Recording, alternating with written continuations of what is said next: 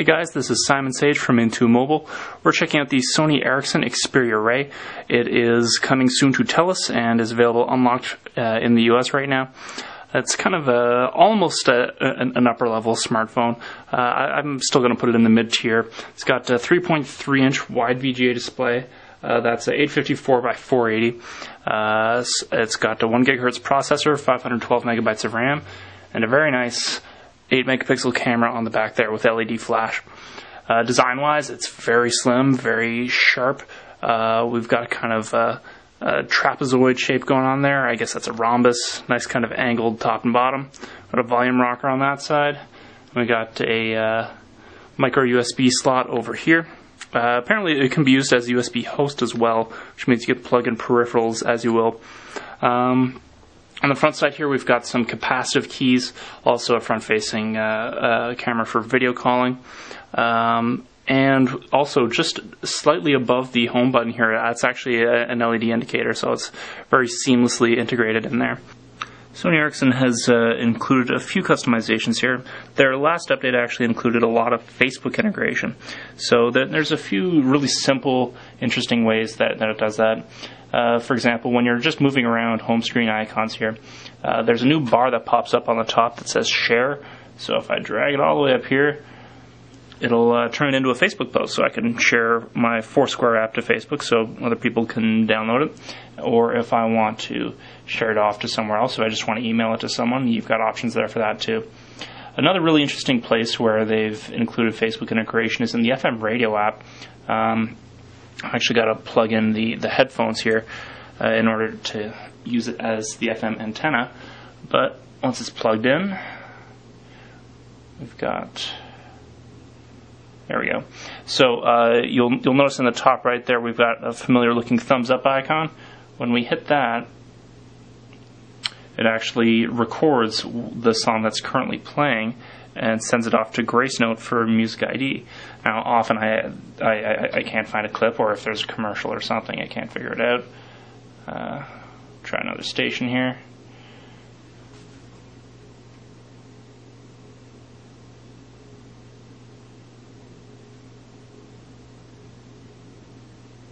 There we go. So it figured out the song I was playing, and it shares off to Facebook really easily. That's pretty cool too. I mean, like I don't really use a lot of phones that still have FM tuners included in them. Usually that's kind of a feature phone thing. So it was a nice addition. But the headphone here, actually, I found that only the stock headphones have been working with this thing.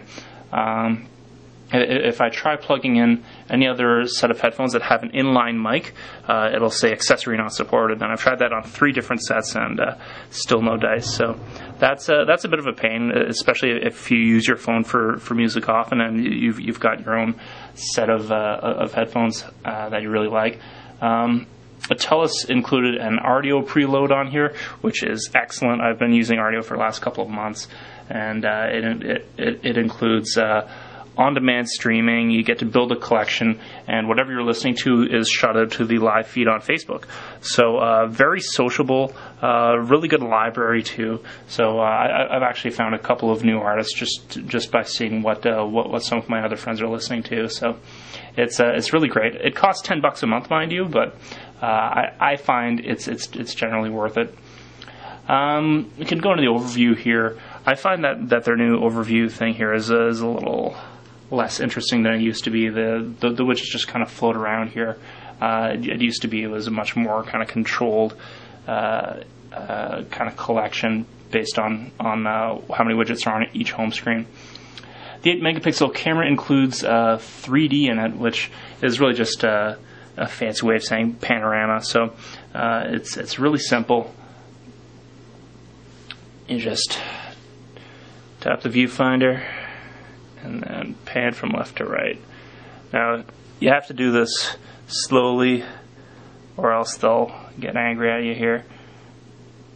So, let's just go there, pan from left to right, and so on, and eventually it just automatically stitches them all together. It's I found it's actually pretty good for a couple of shots. if you could just set the right pace for painting. There are a few simple customizations here that Sony Ericsson has added that I'm a big fan of, just kind of simple, useful things. One here is a shortcut for capturing home screens. Obviously, as a reviewer, I've got to take a lot of these, and traditionally you've had to either root the phone or figure out the developer kit, and even then sometimes it's a bit of a crapshoot. I tried taking screenshots on the Sony Tablet S, and it was a complete lost cause on the through the native development kit. But right here, there's just simple take screenshot button here, and it's saved to your gallery. It is super, super handy. Samsung has started doing that too. I think if you hold down the back button and then hit power, that'll also take a screenshot. But if you hit power for too long, then it'll actually just put it in a standby. So far, Sony Ericsson has the best implementation of that feature I've seen to date on Android. iPhone has it too, where you hold down the home key and then hit the power. Another really useful thing that I've seen here is power save mode. When you hit 20%, this will automatically pop up, and you can activate power save mode, and it'll just deactivate all the antennas, drop down the screen brightness. Super, super helpful. I mean, it's stuff that you would end up doing anyway. Jump into the settings here and see what kind of stuff it'll turn on or off. If there's something that you really want to keep even when you're in power save mode, you could change it there. So I'm a huge fan of that feature. It's also a recent addition. There's also DLNA support in here. It's pretty standard, where you just shoot off music and video from the phone out to your home TV or stereo system if they're all hooked up to the Wi-Fi network, and support the standard. There's also mobile hotspot on here. Always handy if you've got other mobile devices like a tablet, say. One new thing that Sony Ericsson is doing here are new icons here for finding games and apps, which I find is kind of interesting here. Again, this is part of the Facebook integration, where it will scan my Facebook profile to find what kind of apps my friends have been sharing and show them all here, and provide direct links to download each one. It's an interesting idea, and yeah, let's see what happens here. It launches right into the Android market. The Android market has a ton of applications here too. Sony Ericsson has a bunch of their own custom ones too, especially for Timescape. Actually, that's a really big customization that Sony Ericsson has had for a while, ever since the X10 actually. You can see the widget over here. So this basically ties in all of your social network activity, Twitter, Facebook, but there are also a lot of plugins available. For example, Foursquare, you can download a plugin so that your Foursquare friends check-ins show up here as well. There's a whole library of them too, and I find the user interface is really smooth. It's just a really nice way to casually pan through updates from friends. Twitter, when you click in on these, it launches into the mobile website, which isn't exactly ideal. I mean, ideally you'd like it launching into the native app, but some people have different mobile Twitter clients, so to each their own. The mobile website is actually still pretty solid here. Here, let me show you what other plugins you can get here.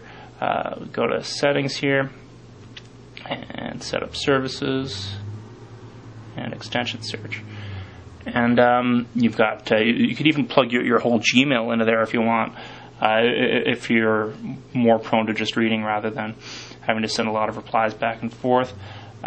They've got I think they have a Picasa Timescape, so you can see pictures from the web service there coming in. You got a Flickr Timescape, RSS feeds, NFL even. Lots of Timescape widgets now, which is really, really cool. Another little custom plugin area that Sony Ericsson has here is called Liveware. This is kind of a hub for smart accessories. So I mentioned the USB host there, and that ties in here too.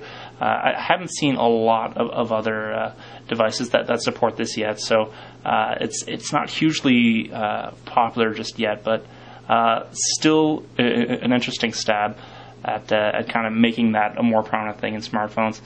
What else have we got here? We've got, there's the Video Unlimited There we go. This is Sony's video music service. Let's skip that. Okay. This basically lets you buy and rent movies to watch on your phone.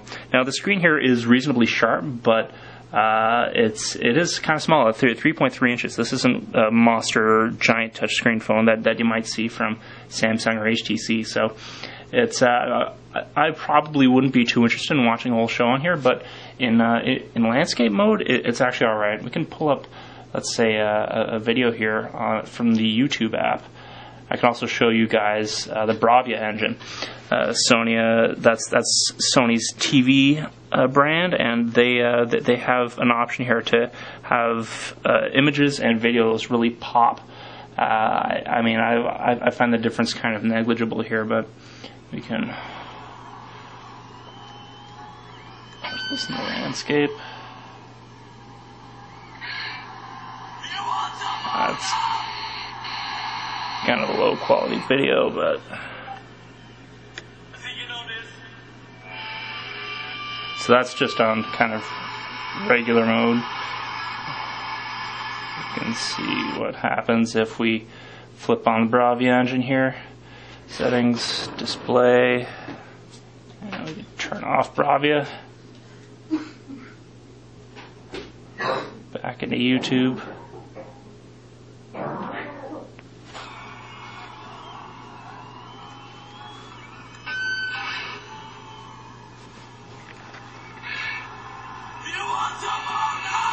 I can't really tell a big difference. If you can, more power to you.